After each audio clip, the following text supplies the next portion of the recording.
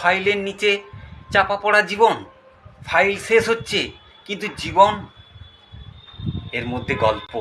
সকাল থেকে ফাইল, সই, নোট, কাজ, দিনের শেষে ক্লান্ত, কিন্তু মনে হচ্ছে আপনার কিছুই নিজের জন্য করা হলো না। অশো স্যার তার সিক্রেট অফ যোগাতে বলেছেন, শুধু কাজ করলে জীবন পূর্ণ হয় না, কাজের মাঝেও সচেতনতা দরকার। আর সায়েন্স কি বলে জানেন?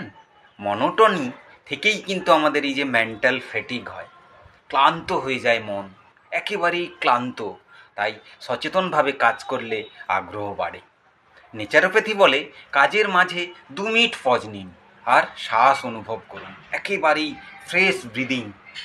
কাজের মাঝের মধ্যে অবশ্যই আজকে 2 মিনিট একবার থামো, পজ নাও আর লেখো, আমি আছি, আমি আছি।